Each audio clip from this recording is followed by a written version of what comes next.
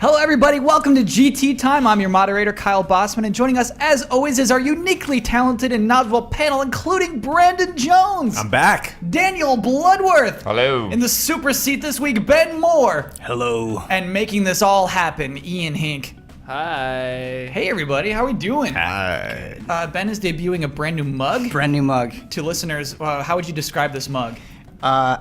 So I like Blizzard and I like Japanese things. That's what this is. It's got basically a chibi version of Sylvanas and Tyrande on it.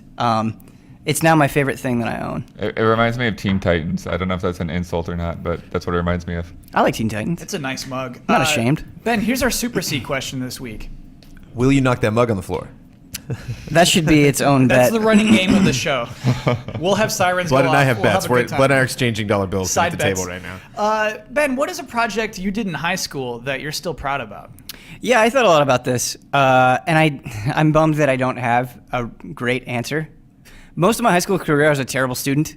Sure. Like as bad of a student as you could be. Like cheated on a lot of tests, copied a lot of homework. Like Whoa. just not a good student. There wasn't even Hearthstone back then. No, I was just. I was going through some things as my young high school self, and junior year, for whatever reason, I was like, no, I want to go to college. I want to be successful in life. I want to do things. I don't just want to be a bum. And so I started taking things seriously. And kind of right when I made that decision, we got this English project, and it was essentially a big book report. It was more complicated than that, but you had to read this piece of classic literature, and you had to write like an 8-page thing on it. Yeah. And the book that I read was about I don't remember the name of the book, which is the irony of this thing, but it was about a guy that his entire life he just wanted to go to college. He grew up poor. He had nothing. He wanted to go to a prestigious school so he could like find value in himself. Mm-hmm. And he tries so hard throughout the entire book, and not only does he not make it to college, he ends up getting a woman that he doesn't even love pregnant, and his entire life is ruined. So it's a super depressing book. But, you know, based on what I told you, it connected with me, and I put so much passion and enthusiasm. It was like the most passion I had ever put into anything in high school, and like I got an A+ on it, and I was proud of that. It was like a turning point for me. That's great, but it also sounds like whoever is assigning that as a book is like trying to make an intervention. No, they didn't assign it to me. Oh, okay. I picked it from a list, and I didn't even know what the book was about. Whoa, you Yeah. just like the title. No, I don't remember why I picked it. It was like you have to pick Right. No, one I of these remember those. things, and yeah. No. You know who wrote that book? Is your future self. Whoa, yeah. Yeah, that is what 12 happened. monkeys, man. That has to be what happened. That's pretty crazy. Yeah. That's a great project. Yeah. Unfortunately, he didn't like the writing, so he gave it a 7.8. But it resonated with him strongly. But that was the beginning. 8 pages concludes with 7.8. Let's start corrections music, please. HoloLens doesn't require Kinect outside, but it does use Kinect-like cameras that stare outward from the headset. Corrections for episodes I wasn't That's- on are the best. I love it. That sounds like a good nonsense. idea. Absolutely. Parappa the Rapper first released in 1996. Dance Dance Revolution first came out in 1998. And the first Beat Mania game was 97. So Parappa predates both of those. Cool. Very cool. Ultra Street Fighter 4 matches are 99 seconds long, not 90. Oculus Rift can work on operating systems other than Windows. And then, here we go. This is a big one. A lot of people took umbrage with Bloodworth's comment that Need for Speed was taking place. We had a at- discussion in the comments with 2 other people. Well, now we're having it live on the show, Blood. Here it comes. You're getting confronted. Blood said that they made it nighttime because it was easier to render. He said they were being lazy. However, people did not agree with that. Here's Helder's comment. Being nighttime is not easier on the rendering engine. Quite the contrary. Nighttime means you have to use more lights to light up your environment. Even with deferred lighting being standard nowadays, many lights on screen being rendered at the same time is very taxing on the renderer as they overdraw over each other. Daytime is actually cheaper to make because the sun is only a single light. It's funny that you're adding so much like anger to it when I didn't read it that way at all. You Really? included that in the email to all of us. And like I read was- it was like, oh, how informative. Or I like that you clearly like, Yeah. I'm mad at you, Bloodworth voice. Yeah, I thought I was restraining myself, to be honest. I'm pretty sure Helder was even madder than that. I don't think so. I don't think so. Looking at it, the conversation again now, I think one of the things is like I don't think I was thinking of it in terms of night versus day. It's like you're only doing one of those things. So it's like that's why I was thinking it would be less work because they're not doing day at all. So they only have one Blood, I don't. situation to deal You're with. just taking yourself deeper, man. Are you really willing to do that? You're saying that they just made it night only so they didn't have to do day? Oh no, it was just whatever. Just talking. Just whatever. No, man, I didn't say nothing. Look, I'll take any opportunity to draw out the corrections music. Please end corrections music. That was a fun one. It actually probably is a good bit though, because we can't hear the music now, but like the music, like. Oh he's yeah, just as just staring like at us while it's still whatever. going. Bum, bum, bum, bum, bum. Yeah, oh, we'll freaking love it. Let's my favorite way to start the show is with a game announcement. We have one. Well, sort of. HD remasters never feel like game announcements, but this one is unique at least. Did we not do a bet on this? We should have done a bet on this. On Resident Evil 0 HD, would you be willing to say this is? I know this is coming. Yeah, I mean, I thought that was a shoo-in of something that was going to happen. So there were 2 remakes on GameCube, Resident Evil and Resident Evil 0, correct? Or No, is- Resident Evil 0 is an all-new game. Original game on GameCube, Yeah. and then this is an HD was just a remake prequel, of that. so. But it was Yeah. in the same engine. Yes, using the same engine as remake. Right. So you just assumed because we had Resident Evil and it was a big success that this is an obvious announcement. Yeah. And it's on the same engine, yeah. Yeah, So I it's guess like they're using used the to same doing it. stuff. Yeah, it's probably just go through the same exact process. I mean, I sort of agree with Blood in the sense that it's not that surprising, you know, considering how successful remake the re-release of Remake was.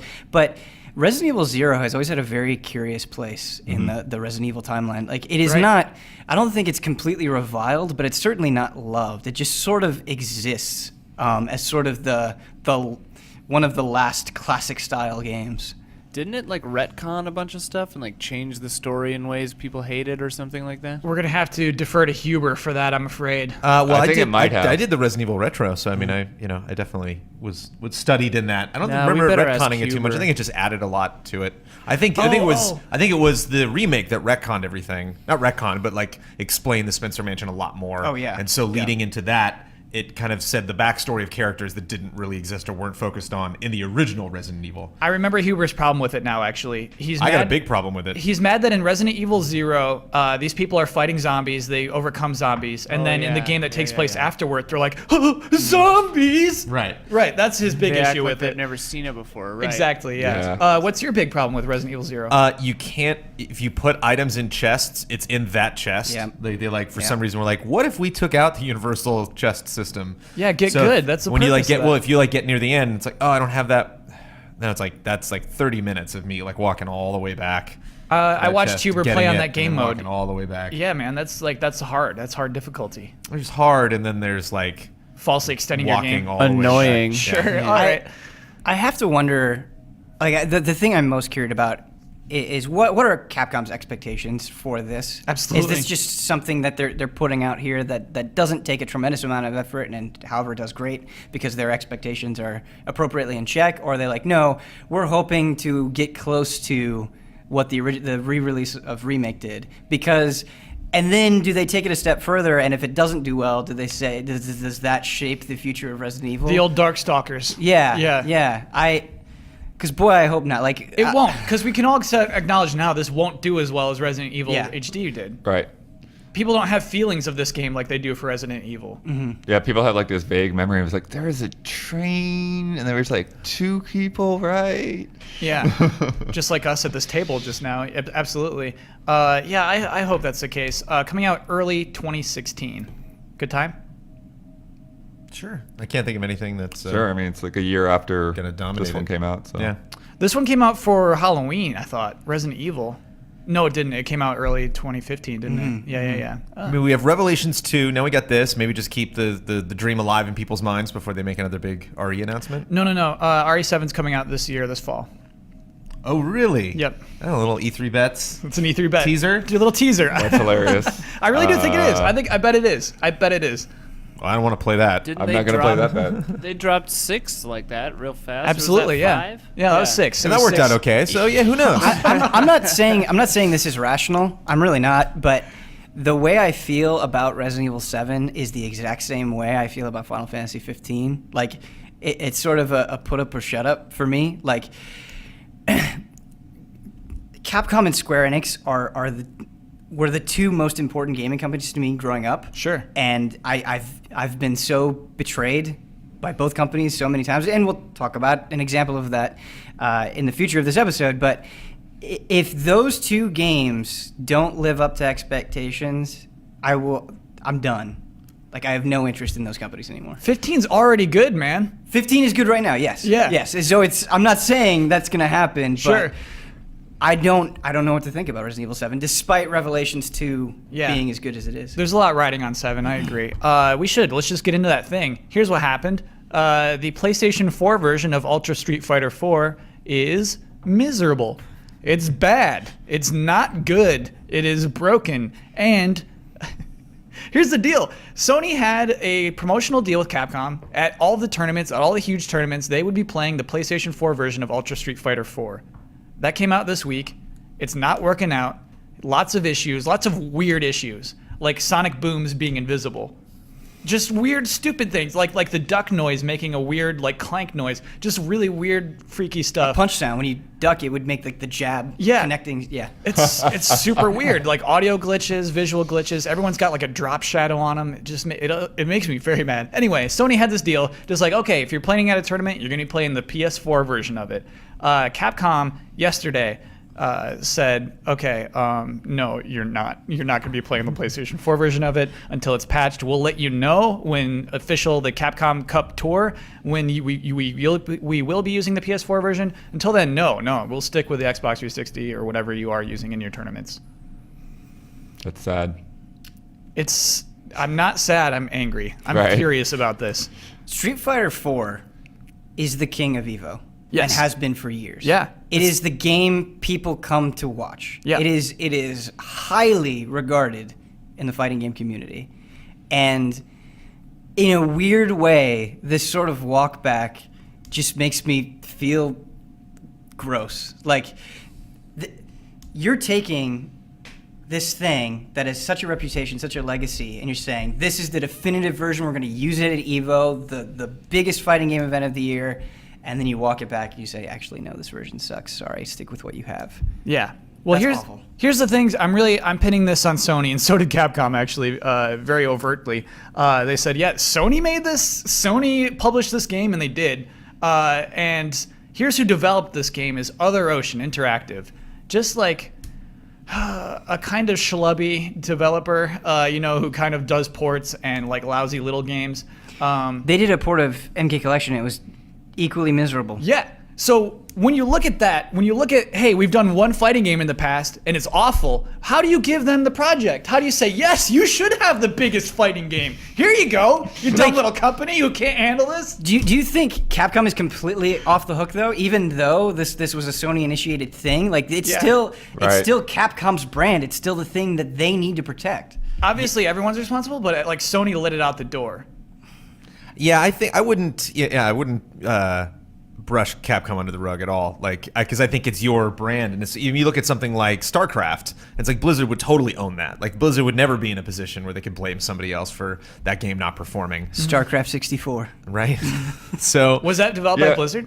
Or did they outsource that? I actually don't know. Yeah, but I mean something that you know well in advance. You know before you even start the project that this will be something that will be highly competitive. That this will be something that will be played by the best people in the world at this game. Yes. Very seriously. It has to be perfect. That to let that happen, you're like, oh, it's not. You got to own that a little bit. I think that's what makes me so mad. Here, let me even read a quote. This is from Gio Corsi, Sony's director of third-party productions. On Friday last week, called this game the ultimate version on any platform, was really talking it up on the PlayStation blog. That was 5 days before the game launched. Like, that is, to me, so dishonest. I have to imagine... Because all the guy saw was a piece of paper the whole time. That piece of paper didn't lie. No, they wrote all of that, all of those beats out, and he read that piece of paper a lot, and he knew, and it always said that, and that was the angle that they were going to take. Yeah, he never played that game. But there's no way that the guy is director going of to... third-party production should have played that game. The director of third-party production, Yeah. you think, should be so clued into that game that he knows that those little sound cues are being messed up and that he's going to play that enough I mean, to actually get Ben, to those you saw places. that stuff You saw that stuff in like an hour of playing it, right? Yeah. Yeah, I mean, because here's the thing, Brandon. Yeah, And I'm a scrub. the director of third-party production doesn't have to be on top of every single game. You know, if there's a little glitch in a pixel junk game, who cares? If there's a glitch in a game that they're playing in tournaments for money, for huge cash prizes, it has to be perfect. You got to be on top of that game. I would expect him to do that. I'm saying I would expect him to do that just because that would be nice. But I don't actually expect him to do that. You know, like I'm not surprised I'm furious. I'm that very, very someone angry. in his position that would have gone past, because it's not his. You know, it's not. This is not Sony's thing. This is a Capcom product. This is something that they, you know, like people don't think about Sony when they go to Evo. They think about Capcom. But that's what Sony wants. You know, the Street Fighter V is exclusive to PS4 and PC. They want it. They want to be associated with this brand, and they blew it. I feel like I've only talked to a few people in a similar position to that, but I'm generalizing here, but the sense I've always got is they only care about how things sound on paper. You know, like, oh, we're getting this exclusive thing at this price point with these features. Good. Yeah. Nothing else matters to them. They do not understand any other aspect of the game. Yeah. And like, you will ask them questions and they will reword it in a way where it's like, no, but you're getting it at this price point with these features. With all the DLC. Yeah, exactly. Yeah. It's disgusting. That's another bullet They're, point. they're playing the numbers game, not the games. Well, they played the numbers Ooh. game wrong big time here. This Yeah. one I think you have to invest a lot of money in. Well, Does but not bode well for Street Fighter V. Well, it does, because Capcom and Dimps are still working on Street Fighter V. Street Fighter V won't be a mess like this. Other Ocean won't touch it. Because Street Fighter 5 won't be a port, and I think it's Exactly. it's the port that we're specifically Yeah. addressing here. Ono won't let us down. I believe in Ono.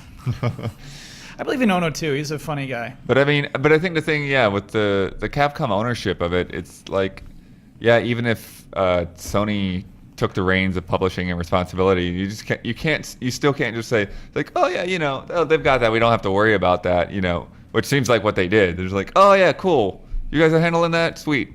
You still have to like check in equally on it. 'Cause- responsible? Yeah, Yeah, because it's not like, because like the most similar situation I can think of this is when Bayonetta came out, right?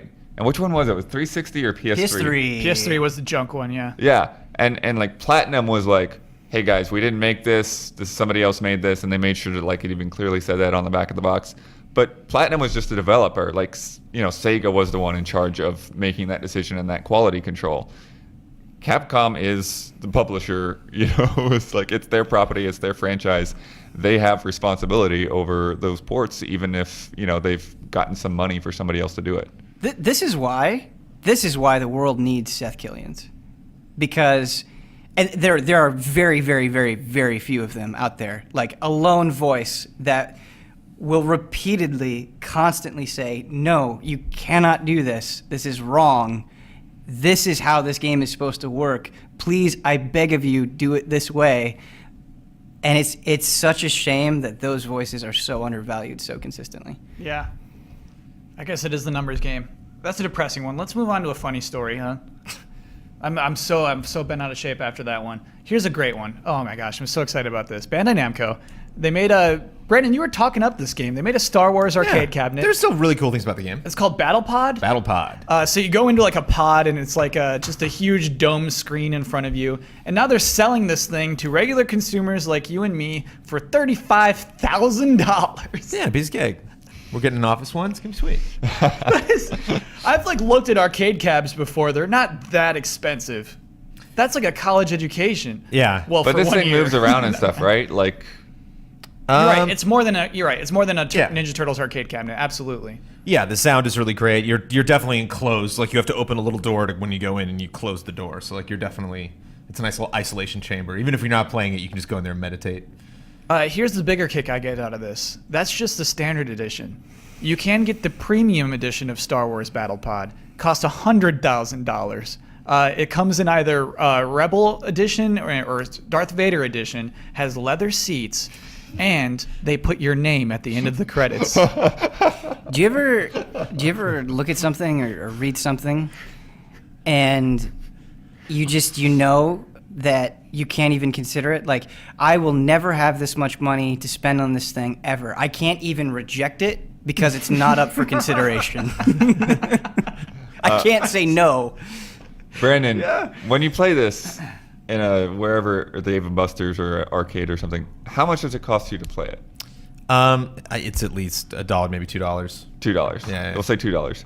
And then, how likely are you to beat the game with that $2? It's pretty tricky, actually. It's kind of like a lot of the old Star Wars shooters, where you'd like definitely get through one level and then you might. I can't remember. You're not I can't beating remember that if it's in like real life. one mission per credit. It might be actually. It might be Okay. like when you're done, it's like okay, now you got to load up more credits to play other missions. But you could probably beat the game with $25. Yeah, but your name Yeah. wouldn't be in the credits. That's for sure. The leather seats just cracks me up because I'm car shopping right now, and one of the things I've learned is like, leather seats might be a luxury, but I don't want it. Me too. I actually don't like leather seats. Yeah. Like they get hot really easy. They get, they break down quicker. It's just like, why do I want leather seats? Just that luxury. So I actually watched the trailer. There's a cool mission where you're Darth Vader after the Death Star blows up the first time, and you're like sweeping up the rebels, and you're actually shooting at Han Solo when he blows up in the trailer. He's like, "God, Joey!" It's just so cool. Like, Brandon, is the game actually good? Yeah, it's pretty fun. It's a little more basic than I would have liked. It's really on rails. Like it's really just about like I got to clear up these targets that are right in front of me. But because it's so immersive, I wanted to have the freedom to kind of like explore and or really like have the time to kind of look around at what was happening. And they really want you to be focused at like at a very specific point. So you control your speed more than like your trajectory where you're actually going. Yeah. Gotcha. I mean, you can still kind of move around on this plane, but like, why would I lean all the way this way when all the targets I'm facing right now are out in front? Do you guys think this can work? Like, I think nerds are a lot richer now than they used to be. Absolutely, So yeah. maybe that's something that, and this is the year of Star Wars. This is it. If there's any time to make some Star Wars play, if you are on Etsy and you make Chewbacca slippers, like do it now. Like now's the time this summer. So. Yeah. Even if you're rich, though, is there any way you can make this purchase without instantly being filled with regret? No, I think you love this. I think you love spending your money on stuff like this. Depends how many people come by your house. Because Yeah. like if if you have a house in the Hollywood Hills and you just have like hundreds every year If that you're come by Notch. every single time. Yeah, Yeah. if you're Notch, like every And single you time have people more come by, money like, than you know what to wow, do look at with. all those jelly beans. Whoa, battle pod. Yeah, but I mean, it's like, it's like guys getting a pool table for their house, right? It's like, Pool table's still not going to cost you $100,000. Maybe it might. right. I don't know. But I mean, it's like that kind of thing. Like, what is it? I think Grid Autosport. Somebody's gonna have to correct me on a lot on this. But basically, I think one of Codemasters games, there was a special edition that came with like an actual kit card, like a track card, like an aerial atom or a crossbow or something like that. It's just like, here's the special edition of the game, and like, okay, it's just there for marketing purposes to say that like we have the most expensive game right now or whatever. Oh yeah, the what's the Dying Light game had like you could buy like a little hut with its exclusive edition. Yeah, like it might be worth chasing after whales. I think it might work. I think Brandon's right, is that they're probably selling this because it's Star Wars. I don't know if we'll see more Bandai Namco arcade cabinets for sale for regular people, but it'd be No. cool. Unless it's like only in Japan for like a very heavily revered Japanese property or like something comic book related. Yeah. Something where it's not just the quality of the game itself. Because arcade games are great, but not something that you're used to playing for like an extended period of time. Maybe like 20 minutes. You said you looked into arcade cabinets. How much does a regular cabinet or like a pinball game run generally? So pinballs are nasty because they take a lot of maintenance. Yeah. But I think you could get a legit arcade cabinet of a pretty obscure game for like $300. that cheap. It really depends on the game and the quality of the cabinet. Yeah. Like that, arcade collecting is crazy. Like, let's say I wanted to get like that X-Men one. Oh, or the see, Simpsons one. I think those will not be cheap. They're like collector's that's a items. hot property. Yeah. Right. What if I want Adam's Family pinball? That's Oh, dude, That's you're a millionaire. yeah, You're a yeah. millionaire. That's that much, really? I think it's that's a one rare of the one. most revered pinball Oh, machines. I love that pinball Yeah, game. I mean, for I that didn't, reason. I didn't even know that it was. I just like the Addams Family, and I played that game, and I loved it. I didn't know it was like a famous one. Yeah. I'm not cool. kidding. I wish we weren't having this conversation because my entire life I've wanted to get into arcade collecting, and Cool. this reminded me that I want to do that. I've always wanted a pinball machine. My dad and I were always really into pinball machines. Pinball machines are They're a lot of work. They're My so neighbor cool. had one. Yeah. I think it was Spider-Man. awesome. Some people don't like this, but I think it's awesome. They take old pinball machines and they put like new lights in them, so they look brand new because the quality of the lights and the stuff inside is so much better that it looks like it just is fresh off the factory, and they do like a complete restoration on it. And I think it's amazing. I think that's cool. I'll Yeah. allow it. Yeah. I'm down There for should that. be a show on the History Channel or the Discovery Channel about that. Like Rick's Restoration, but only about pinball machines. I'd watch it. We're gonna need some characters. I'm afraid that show can't work without some characters. Well, there'd be the main guy, and his name would have to be like Pete. 'Cause Okay. it'd be Pete's Pinball Wizards. Sure. And then there's always like the slightly overweight, like kind of rambunctious, younger assistant guy. Yeah. Who they're always on these shows and they're always slacking off and getting in trouble because the producers tell them to. But Yeah, you're yeah, always yeah. just like, this person wouldn't really be employed here. They have a wife named Courtney. Uh-huh. And He's really she- energetic, has lots of tattoos. Yeah, Yeah. and she And it's just always doesn't like- get it. She's Yeah. like, but she's also the best at pinball. Yeah. She's super good at pinball, but she's like, Pete just loves he doesn't even like playing them. He just likes making them. She's got lots of famous friends. Yeah. I gotta. And they're in Kansas. I imagine one falling over and he turns to the son and is like, don't tell this to Courtney. It's like, okay, Petey, okay. Okay, all right, we went way off the rails there. Let's talk about Project Cars on Wii U. Not looking good. So here's what happened this week. The developer of Project Cars, Slightly Mad Studios, announced previously they announced the game's coming to Wii U, which Yeah. always seemed crazy. To They be honest. actually, yeah, they was like, I think it brought as early as you could. Like, it was one of the very first games that was announced for Wii U. You're right. Yeah, it was. It was when the game was still going to be on 360 and PS3. Not going to be on 360 and PS3 anymore. It just like won't work. Right now, it is currently running on the Wii U, except at about 23 frames per second at 720p. That film look. That is Get real- one more frame per second. You got it. Yeah, that is film. You're right. And so what they said is they're waiting for E3 to see if Nintendo announces the NX, because if they do, they'll just push it to the NX. Nintendo is not announcing Right. the NX at E3 this year. This is such a weird statement. I don't know where to start with this. Do you think other developers are waiting for the NX? Do you think like everyone's done with the Wii U is what my basic question. Oh, third parties for the most part, yeah. Like they have to be, right? Like, but I guess what I mean is, do you think that third parties look forward to the NX like Slightly Mad Studios does, or is it a Nintendo thing or is it a Wii U thing? Is basically what I'm asking. Yeah, I mean, I think people are always going to be open to see what Nintendo's next thing is. You know, I think, especially on the developer side. I mean, developers get really excited about Nintendo messing around with new hardware and that kind of thing. I think publishers are going to be very driven by their accountants and, you know, will be skeptical, you know, until they see what kind of momentum the next system gets. I always assumed that like Nintendo and Sony and Microsoft tell certain publishers about new systems like a reasonable amount in advance. If they're announcing at E3, publishers would have, or developers would have to know and be making games for this thing. I think Nintendo in particular is actually very secretive. I think that a lot of huge publishers were surprised by the Wii U even. Oh, really? Well, no, because they were in their video. They were in that dumb video That's talking what, about. yeah, you You're have right. to have something to show. Absolutely. Slightly Mad isn't a huge... Right. Right, they're not a Yeah. huge developer. Yeah, They've made one and game. actually Namco is the one publishing for them too, so... Yeah.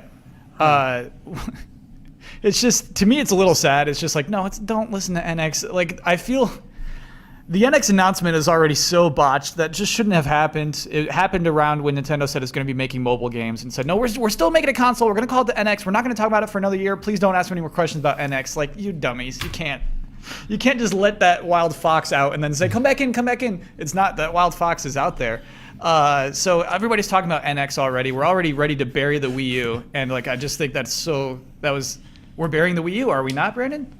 Yeah, didn't we? I buried my Wii U. Did you? I played it for a little bit and then took it out back. Splatoon's coming out this week. I'm not gonna make time for Splatoon. Not with Witcher. No, there's no way.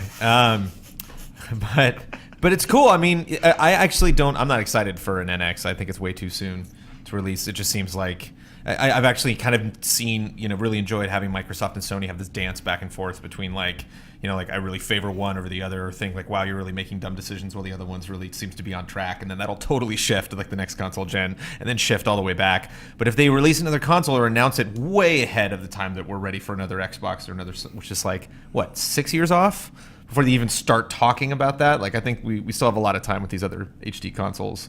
So if they're like, oh, we're gonna get out ahead of that with this weird thing. And not to mention people like betting on that. People like Silent Mad Studios that have no idea what it is. And it's like, how am I going to assume that something like Project Cars even works on a system like that? I don't know what it is. What if it's a weird handheld console put together thing with dual screen, but you keep one screen at home and you know, who knows? I feel like the Wii U's life cycle is one of the most frustrating that I've ever seen, because when it first came out, I felt like there was a long time where you were just sort of waiting for the games to come, and they announced a bunch of things, and they just weren't there yet. You know, that incredibly huge launch window. Yeah. And then it was like, okay, you got Mario Kart, you get Smash Brothers, you get Bayonetta 2, now Splatoon's coming out, but then it's like, okay, bye, we're done. Like it's sort of the games came out, and then as the games were coming out, you sort of got this sense that the system was dying. You know, like. You couldn't even taste the victory, really. I hear that. It does. You sort of think maybe there is a purpose to announcing games ahead of time, because you do want to believe that there's something forward. Because you're right, it feels like we're at an end of a line right now, especially with Zelda Wii U being so like. Actually, you know what? We're going to delay that huge. It does feel. You're right, Ben. I absolutely feel that way. It's just like what is coming forward. Of course, that's what E3 is for. Mario Maker. Oh my! Don't. The fact that Mario Maker's not out yet is kind of weird. Blood. Mario Maker is their huge fall game. Yeah. That is Nintendo's huge fall game. If Mario Maker was like $12.99, I'd be jazzed. That's exactly right. I think it's going to be $50. Oh yeah, or 40 at least, and that's way too much. I don't think it'll be 40. I really don't think that's a $40 game. Yeah, but I think they're popping it up like it's huge. I think Nintendo sees the NX announcement or whatever as just kind of the status quo. It's like, well, yeah, you know, we just start working on new hardware as soon as we release old hardware, and like, but just by putting that name on it, like, people's heads start going crazy. You're right. This whole thing would have been avoided if they just didn't give it a name. Yeah. You're so right, Blood. 100% that's a true. name that sounds like a handheld.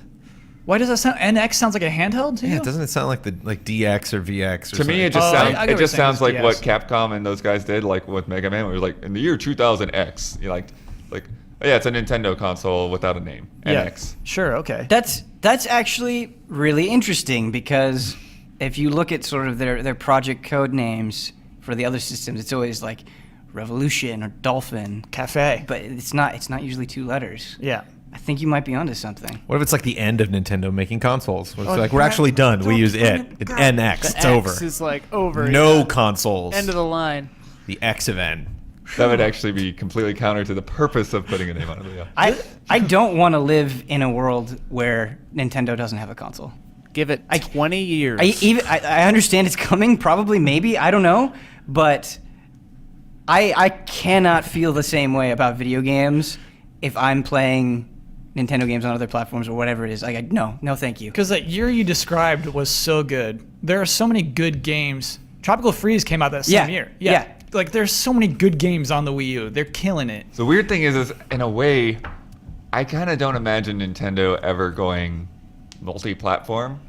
Like, I think if they stopped making consoles, then they might just make games like for PlayStation. You know, like I don't know that they would branch out to trying to have teams work on multiple platforms. Or we've all got the next Nintendo No, Ian, don't stop. Oh my gosh. console already. So if you're a listener, Ian is flaunting his gross little Samsung phone. I just mean phones. Oh. I think that Nintendo wants to do a lot of things that can't be done on a phone ever. Sure, Yeah, true, exactly. that's true. Buttons, like the jump button. You were talking about how there are so many good games on the Wii U, and I agree with you. Yeah. But it's this weird sensation, right? You'll have Donkey Kong Tropical Freeze come out, and you'll be like, yes, this is it. This is amazing. The Wii U, I still believe. Donkey Kong, you're giving me hope.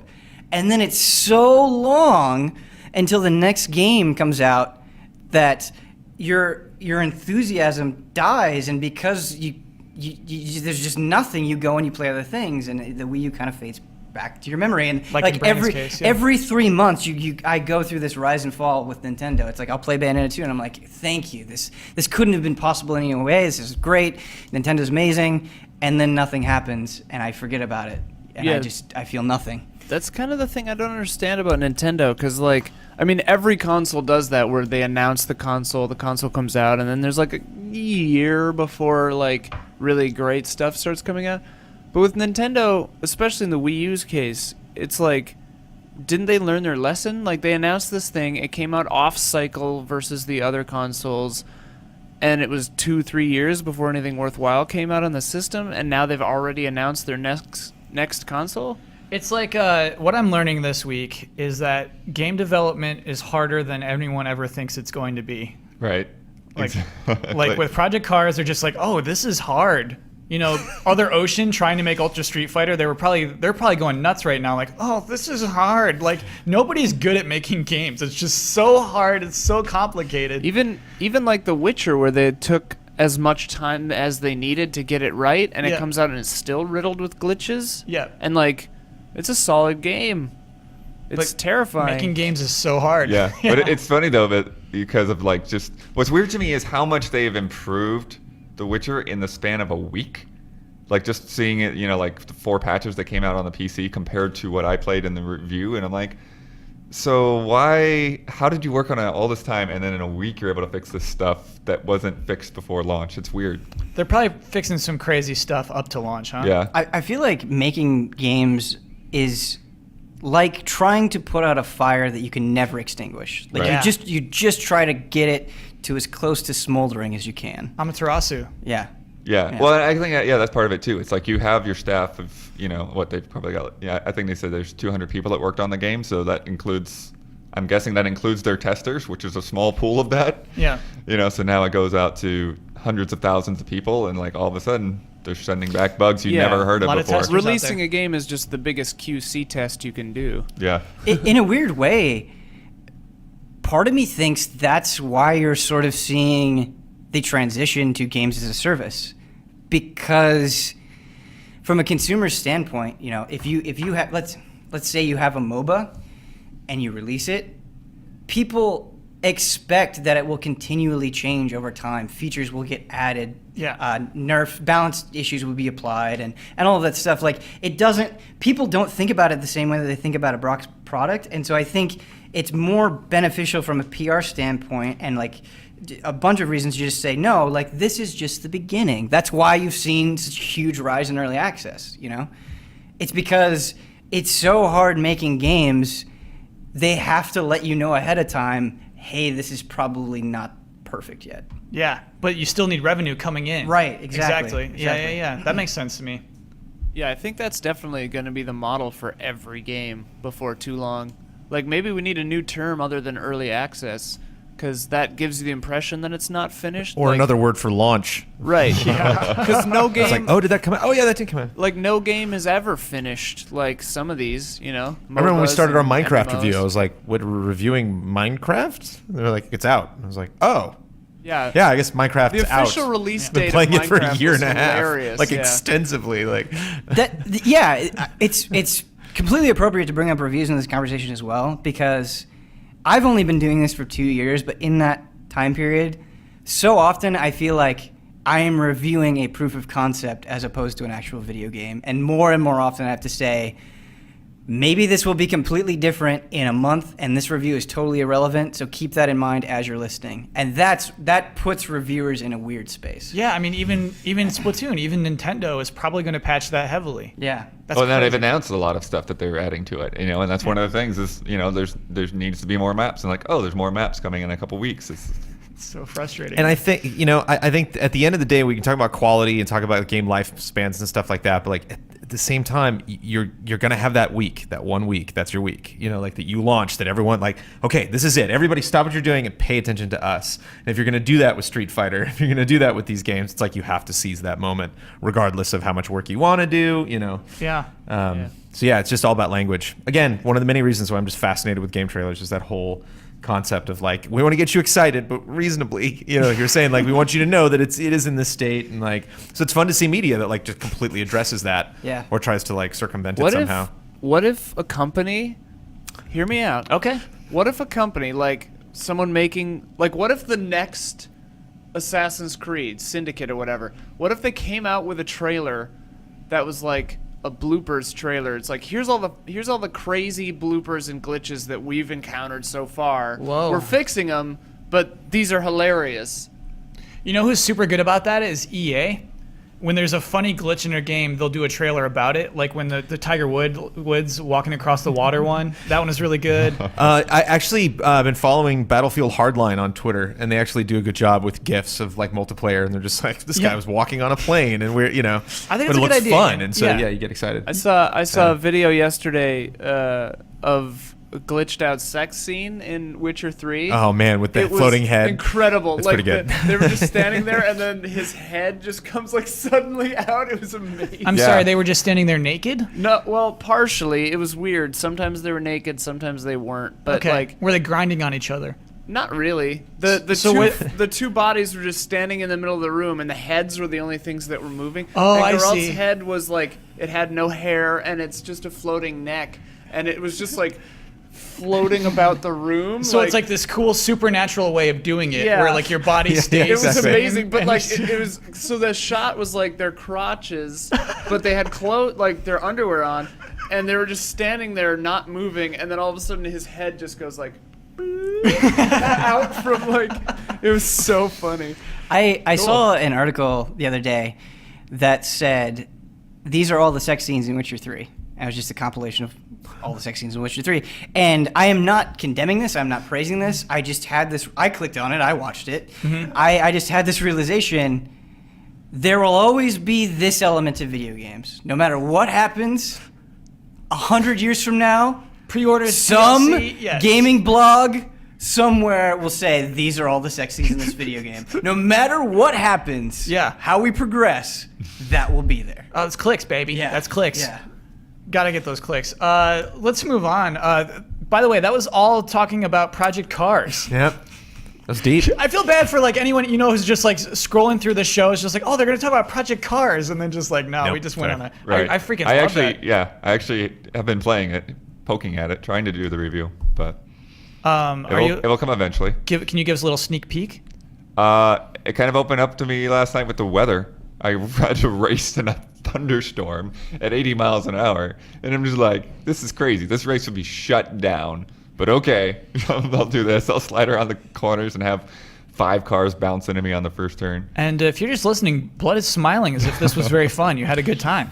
Yeah, well, it was great because like the weather system, like it's pretty convincing. Actually, like the sound of the raindrops on the roof, and then like That's cool. and then it just like lightened up, and then like the sun came out, and I finished the race in like semi-dry weather, and it was pretty cool. Yeah, I'm rooting for Project Cars. I think it's always been a cool game, like crowdfunded. I want them to succeed. Anyway, let's move on to Lego Worlds. This is a funny thing. This leaked on the back page of Lego set instructions. So what we have here to describe this to people, this was on a message board I think called Eurobricks, like for Lego fans. Boy, we talk about Lego a lot on this show. And so what happened was it looks like Minecraft. Just imagine a big Minecraft field, except there's a Lego bulldozer. It's like regular looking Lego people, to be honest. Explore, discover, create Lego Worlds. This is a game, right? This is a Minecraft Lego game. Can we assume that? You can assume it, sure. You can assume It's a not lot of confirming things. it, I but mean, yeah. the problem I have is, my knee-jerk reaction is that this has to be just like a name for Lego Dimensions that they like threw out the window. But this looks it so doesn't different. look. Yeah, it doesn't Yeah. look a thing like Lego Dimensions. Yeah. It looks like Minecraft. You see fields. You see fields of, jaggedy Lego hills, and, people mining. I think they're mining onto these rocks. Ben, what do you think Well, about there's a this? bulldozer. I feel confused. Okay, that's fair. Because I think it was called Lego Island.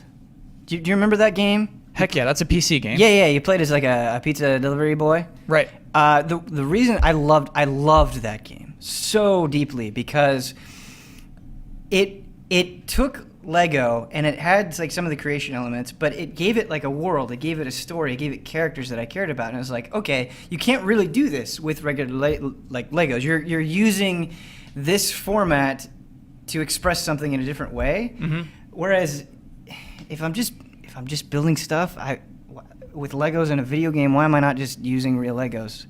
I'm not saying it's bad. I'm not saying it's not fun. I just don't. I don't know. I hear you. And also, it's weird. It's weird for this to be announced the same year as Lego Dimensions, the same year as Lego Jurassic Park, the same year as Lego Avengers. There's Lego Justice League. Is there a game this year? Yeah, I saw something on social media about it. Yeah. Are you sure that's not something embargoed? I saw it on social media today. Okay. Games Radar or something posted something about. So that's crazy. That's Lego Justice League. And TT Games is making them all. Probably, yeah. This poor studio. We should mention TT Games and WB are on the bottom of this flyer. I have to give them credit though, because part of the reason I'm not interested in the regular Lego games is I feel like they're kind of all the same. You know, take popular franchise, have this style of game ad nauseum. Popular French fries. Popular French fries. Popular French fries. I don't enunciate very well. So you know, this is not that. That's cool. Yeah. Well, the weird thing to me is like, what took you so long? Because like, Minecraft is digital Legos, more or less, and the Lego video games, yeah, you can build in them from time to time, but it's like an auto build. Right. It's never about creativity. It's never about creativity. Yeah. So it's like, this is a no-brainer. Why have they not done this 4 years ago? Because making games is hard. Yeah, but I think it's maybe just development time. I think it's just an idea that they had, and they were waiting for the right time to strike. I accidentally clicked the next slide, but we should move on. It's time for, well, you're the one who started this conversation. Let's look at, I got one from Twitter. I like this way of telling me what you want to hear about. At Kyle Bossman, well, you're the one who started this conversation. The PlayStation E3 experience, live in theaters, ticket sale was a broken mess. That's from Bearded Tim, who is at TC Smith 14. I like that. It's not a question. It's just like, talk about this. I'm like, okay, we'll do it. Sony killing it right now. So yeah. What happened is Sony announced you can go to the movie theaters to watch your E3 press conference, which sounds awesome. With a post Q&A with Jeff Keighley. Oh my God, what a treat. Exclusive to theaters. It's free. However, when it went live, everything crashed. When it came back, the tickets were sold out.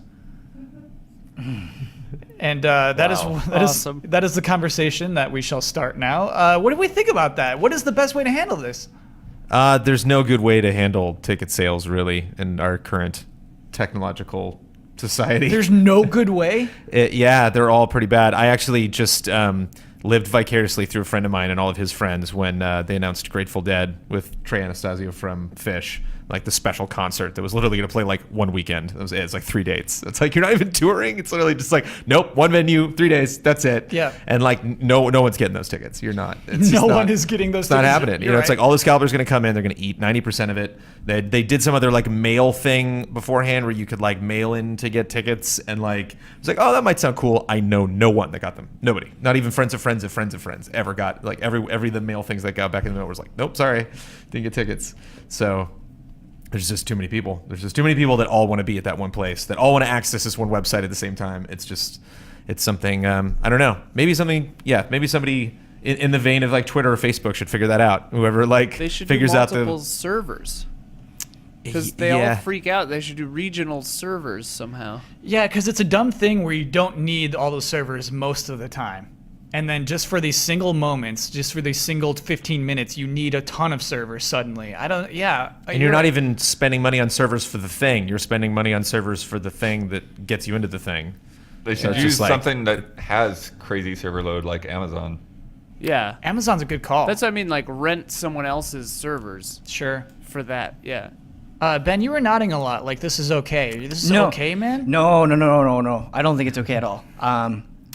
So, BlizzCon, every year that they do it, it feels like, I'm not saying this is 100% true, but it feels like they change how they meter out the tickets, because every single year something breaks or crashes or people get screwed over in a really horrible way, and no matter what they do, it's always terrible, and people get burned. What does BlizzCon PAX do? is always a nightmare too. PAX What's up? Is, PAX Just getting is into brutal. PAX. It can be, Yeah. What do they do? What does BlizzCon do? So, I haven't been part of it the last couple of years because I've been fortunate enough to go as press. Must be nice. Must be nice. Must be nice. Absolutely. It is. They have some sort of Because I haven't done it, I feel hesitant to explain it. But they have some sort of queue system where like you access this, like as you're going through this process, you're guaranteed tickets. I don't really want to go into too much detail. It's safe to say it's a crazy process. I think what PAX does is just raise the price, right? Like, isn't that how they handle that? I don't know. I just know it changes every year. I've seen emails before in previous years where they're like, okay, we're going to try to do it this time. Comic-Con, nightmare. Right. Nightmare. Yeah. Even like getting hotels is like, heart attack. And in this case, the hotel process makes no sense. It doesn't make any sense. It's so frustrating because I've talked to so many of these people where they're like, no, I don't need to do anything else cool this year. I love this thing so much. I want to go to this thing. It would mean the world to me. And like seeing them get rejected breaks my heart. But at the same time, like this isn't bad press at all, I think, for Sony. Maybe like a little bit, but so many people wanted to go to your event that like not all of them are going to get to go, and there was this huge. It's like the demand, we're drowning in it. It's like that's awesome press. That's really, really good. I can for them see that. going into it, like we must be announcing something cool. Stay tuned. Like I think it's great. Yeah, because I think that's the thing is it's like it allows them to show that they, that's probably the solve. It's like long term. It's like, okay, we have this demand, we can push it out to more theaters next year. And then the theaters individually can handle the load for those local areas. Is Solve hitting this coast now? Used the way he just used it? Solve. Explain how he just used that. That's the solve? Or what's your solve for that? To me, that's like a... Ad people in the Midwest and East Coast were using that, and I was like, no. Solution. No, I feel like that's like a Silicon Valley thing. Yeah. Like, that's the solve. It's a hot new tech term. Yeah. You don't like it. It's weird. I don't know. It's fine, I guess.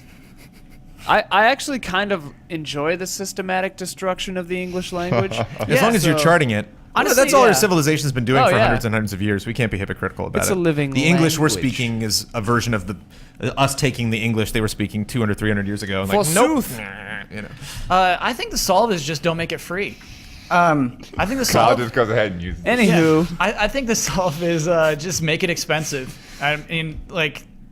Those were free tickets, and that's the reason why it crashed. Who got the tickets? You People. said the whole site went down, or just for some people? Just for, clearly some people got through, Oh, Can okay. I very quickly Yeah. pitch something to you guys that I heard on another podcast? Okay. Called The Instance, it's a podcast about World of Warcraft.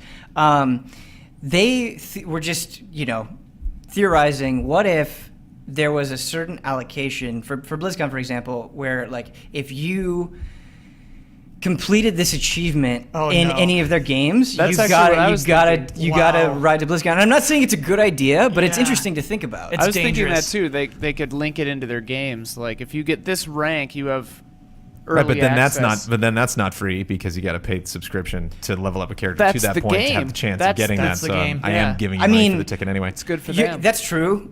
I think that's a valid point. But wouldn't most people that want to go to these things probably already have that stuff? Yeah. Plus, you also bring into account, it's like holidays whenever I play World of Warcraft, and like I'd lose my mind because it's like I only have so many days to do this, and every time I try to go to that area, everyone's doing it because everybody's also works, and so like the nighttime is the only time they have to get Yeah. on the server and do stuff. No, it's So not fair. You're still gonna get a bunch of people like they did going to that website, going to that whatever realm, Yeah. to finish that achievement. I think there's danger in saying you should be this good to come to our thing to prove your worth. I think that's a bad thought process. Yeah. But in a way, rather than leaving it up to chance, rather than leaving it up to looters or people with faster internet connections or faster clicking fingers than me, like I think there is some satisfaction of like, no, like I'm gonna do this. I'm gonna earn my way in. There's something appealing about that. Have they ever had tickets as loot drops in a game? A golden A random ticket? person just gets a ticket to BlizzCon. Yeah. Oh my god. That would. I always had an idea back in the day, and for some reason I always thought it'd be funny to do it in like a Joanne Fabrics or something like that, like a store. But you have an actual store where there's like a buzzer and a light where unannounced at some point during the day there will be a 4-minute sale where everything you buy is 95% off. Dude, Kmart and you used just to do don't that. tell anyone. Really? Kmart used to do that. That's what a blue light special used to be. Oh my god. Yeah. How Just cool is that? pandemonium, like psychotic Yeah. fervor. They had to stop doing it Yeah. because it is psychotic Because people fervor. would die. Yeah, but Kmart, that was like a Oh thing my Kmart God. used to do. Big shout out to Kmart. Kmart. Innovator in the game. I think I like Psychotic Fervor. Oh, yeah. Like if you We need more if you of it. told me, hey, come to this place and watch people freak out, I would go. Imagine all the weirdos just like hanging around all day waiting for this light to go up with like brass knuckles. Like the guys waiting for the amiibo shipments to come off the truck. Yeah, Amiibo. That's Great example. That's Psychotic Great Fervor. parallel. That is some psychotic fervor. Thank you so much for starting that conversation, Bearded Tim. But it is now time for bets. Here's what we got this week. Splatoon releases Friday. That's tomorrow. Big game for Nintendo. Splatoon has a weirdly active fan art community. Weirdly active? Yeah, go look Bunch at of it. weirdos. It's weirdly active. I guess I mean as opposed to like other games that are just announced. Game's not out yet and already has a ton of fan art. So that's why it's weirdly active. You're not weird if you're into fan art. Okay. You're weird if you're okay. active in fan art. No, you're not. No, you're just doing art. That's how you'll learn. It depends on the There, art. there is some weird Sonic fan art. It gets weird. Yeah, It gets sometimes beyond. I definitely like this thing. weird. Right. Would you say that it's deviant? It is unspeakable. Okay, I'm all for people loving things. Clearly, Yeah. this is not love. Why you gotta judge, man? Why you gotta judge? You're right. Yeah, You're Some right. people, I guess. you Oh, know, boy. Your freaky Sonic art's not hurting anybody. I'm Yeah. okay. No, it hurt me. That could hurt some people. you're killing Ben with your Sonic art. So what we're doing is we're going to deviantart.com. We're going to do a search for the word Splatoon. Currently, you get 2,923 results on DeviantArt for a search for Splatoon. At this With point, safe search on. with safe search on, that is important to know. We put safe search on. What will that number be at next week? This is a good bet because the word Splatoon is nonsense. So like you're not going to get any crossover with something that could Yeah. possibly not be Splatoon. Yeah, it is only Splatoon You should stuff. you should check out some of that Sonic fan art. Might prove you wrong. Go to sonicfanart.com. might be more Google crossover Splatoon. than you think.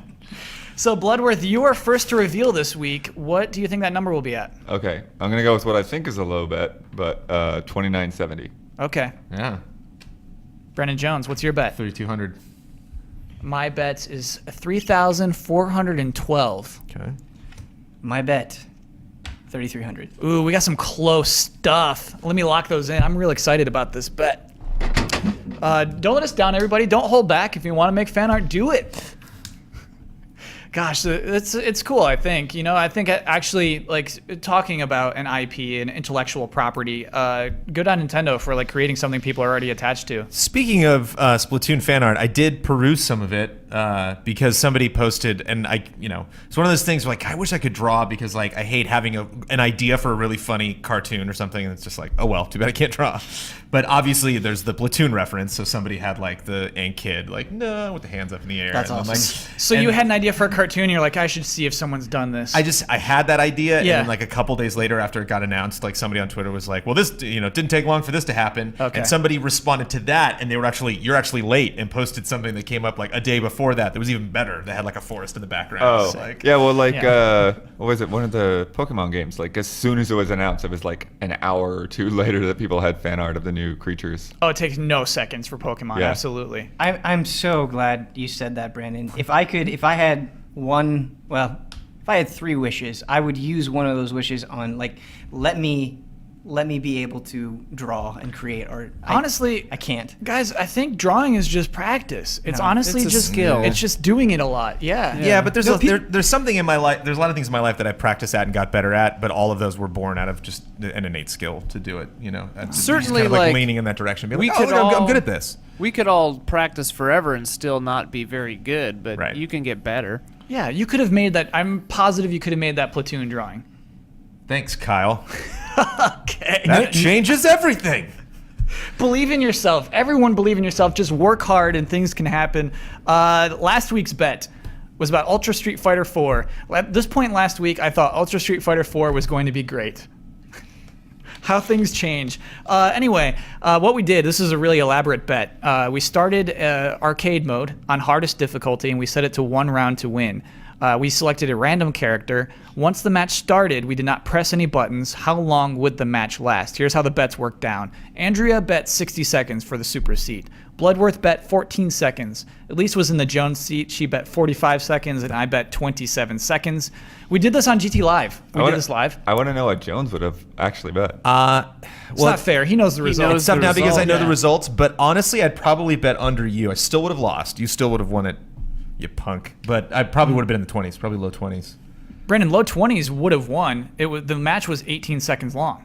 Yeah, I probably would have been like 25 though. Yeah, 25 and then or 24, something. So around there. Blood bet 14. No way longer than 30. I don't know how Yeah. you would think. Yeah, I thought all of you were insane. Yeah, 60. I was like 12 seconds. I think it's because it's the first round. I was underestimating the hardest difficulty. In the first round, the AI is just kind of dumb with you and will like be patient, but not on hardest difficulty. Well, it was funny because Poison took no damage, didn't she? Well, of course, It was- we put the controller down. Right, but like it was a shutout.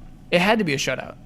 They weren't gonna fight each other. No. We were player one. We were the computer. I thought you set both of them to CPU. I thought you could do that. No. It was just us. We just. As he's Okay. wont to I do, Kyle misunderstood. explained the rules of it very poorly. He Yeah. explained it before GT Live, at the thought he beginning did. of GT Live, and then right before he did it. And while it was happening, I was like, oh, okay.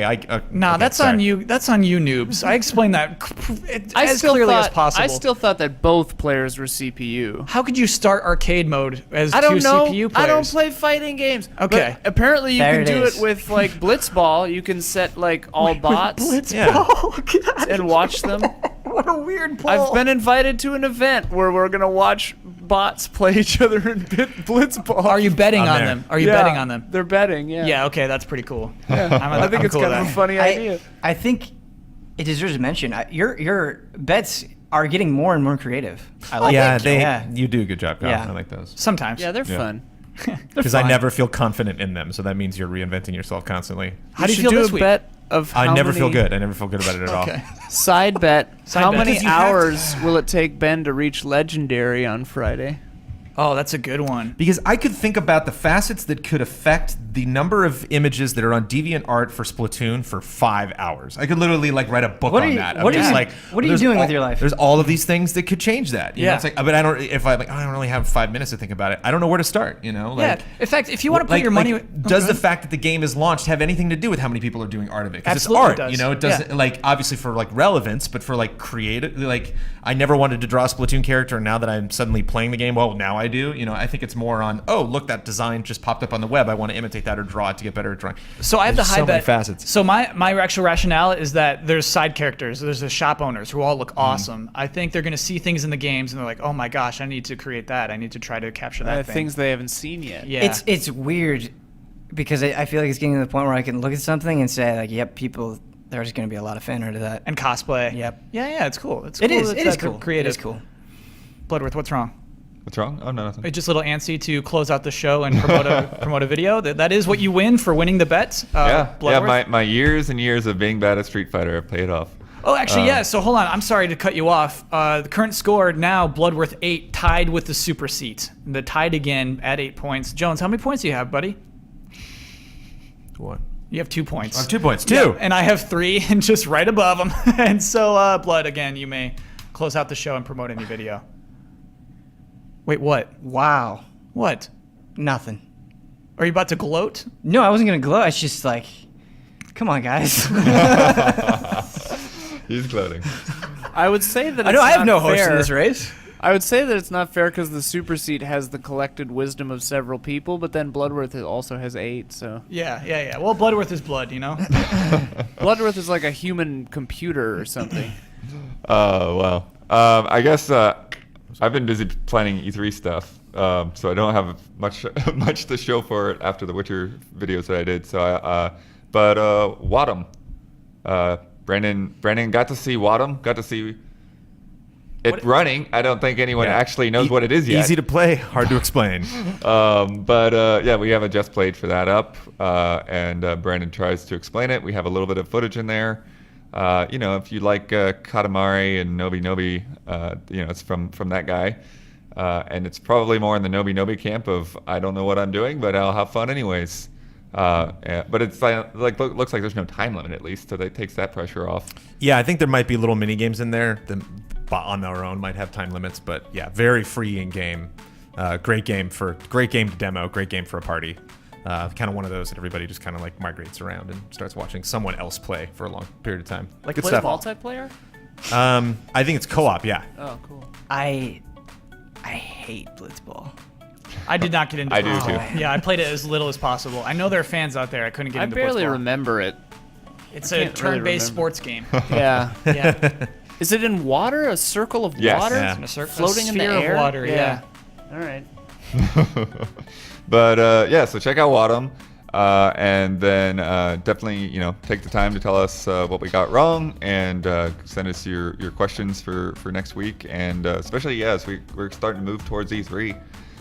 Any kind of E3 informed me that related E3 started questions. this week, or E3. Kyle did. Kyle said we have started. Yeah, we have the playlist on the reviews channel. We already have an E3 playlist with Oh, like cool. 5 or 6 videos in it. Yeah. Bonus Round kicked it off, actually. Bonus Round did their PlayStation special. Jeff Keighley. Yeah. Yeah, man. E3 starts King of E3. right Right now. now. But yeah, so I'm on Twitter at dbloodworth2. Brandon. Game Trailers VO. At Kyle Bossman. At Ben Moore 035. Yeah. So thanks for watching and have a great week.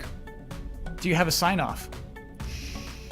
That was the sign off. Do you have like a pro sign-off? A Have a pro great week, sign up. yeah. Yeah, like up and out, like your own No. personal. Forever. I thought I should come up with something at some point, and I just totally forgot. So whatever. So we'll have cut way before this. Yeah. Okay. Let's do that. I love.